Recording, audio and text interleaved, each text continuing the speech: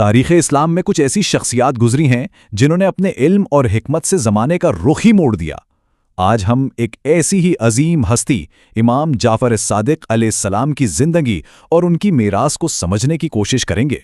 یہ ہیں امام جعفر الصادق، چھٹے امام، ایک ایسی شخصیت جن کی علمی خدمات نے نہ صرف ایک پورے مکتبہ فکر کو جنم دیا بلکہ اسلامی دنیا میں علم اور تحقیق کی ایک نئی لہر پیدا کر دی۔ اچھا، تو آج ہم کیا کیا دیکھنے والے ہیں؟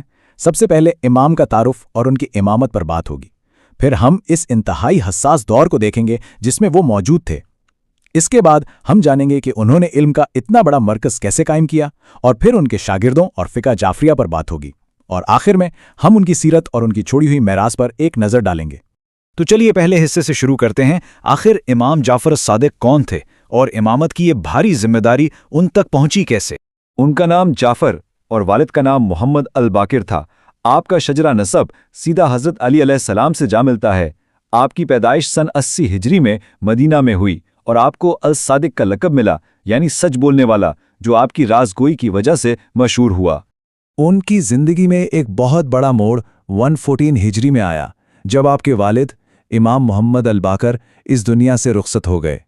اس وقت آپ کی عمر 34 سال تھی اور اپنے والد کی وصیت کے مطابق امامت کی عظیم ذمہ داری آپ کے کندھوں پر آ گئی۔ اب ذرا اس دور کی بات کرتے ہیں جس میں امام نے یہ ذمہ داری سنبھالی۔ سچ پوچھیں تو یہ اسلامی تاریخ کے سب سے زیادہ غیر مستحکم اور ہنگامہ خیز ادوار میں سے ایک تھا۔ یہ وہ وقت تھا جب اسلامی دنیا میں ایک بہت بڑا طوفان برپا تھا۔ دو بڑی سلطنتیں آپس میں ٹکرا رہی تھیں اور سیاسی زمین آپ کہہ لیں کہ لرز رہی تھی۔ امام نے قیادت ایک ایسے ہی خلفشار کے عالم میں سنبھالی۔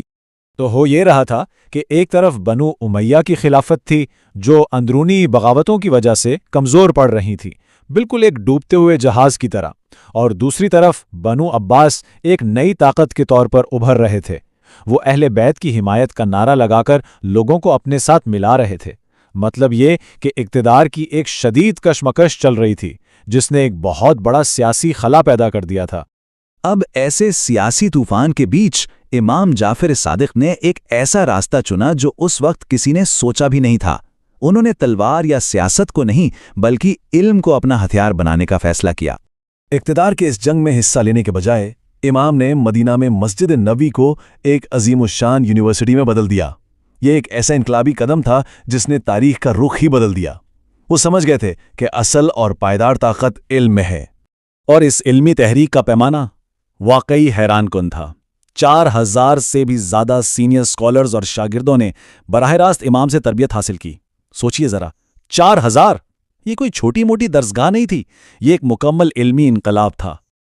اور سب سے دلچسپ بات یہ تھی کہ یہاں صرف دینی علوم ہی نہیں پڑھائے جاتے تھے۔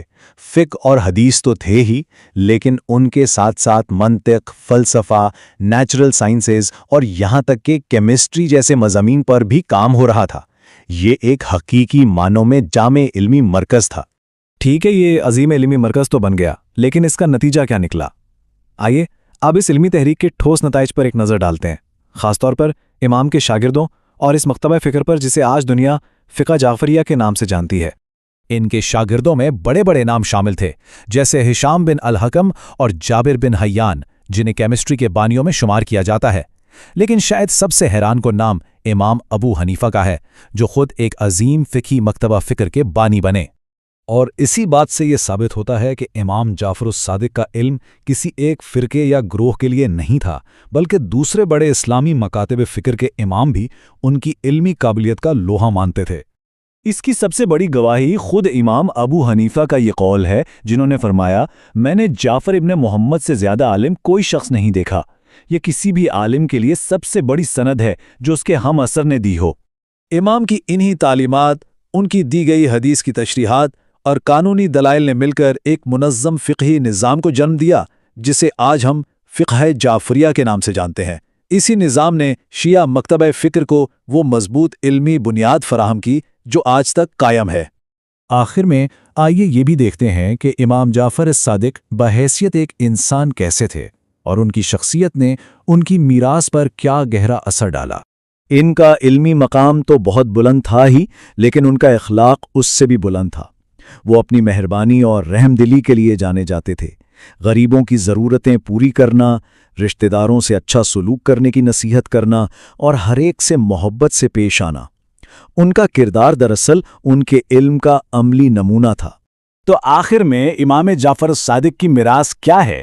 ان کی میراث یہی ہے کہ انہوں نے جنگ اور بے یقینی کے ایک تاریک دور میں علم کو نہ صرف بچایا بلکہ اسے پھیلایا بھی۔ انہوں نے یہ ثابت کیا کہ جب دنیا سیاسی افراتفری کا شکار ہو تو علم کی شمع روشن کرنا ہی سب سے بڑی خدمت ہے۔ اور یہ ہمیں ایک بہت گہرے سوال کے ساتھ چھوڑ جاتا ہے جس پر غور کرنا چاہیے۔ کیا واقعی لڑائی اور جھگڑے کے دور میں اصل قیادت ہتھیاروں سے نہیں بلکہ علم اور حکمت سے ہوتی ہے؟ امام جعفر الصادق کی زندگی اس سوال کا ایک بہت طاقتور جواب دیتی ہے۔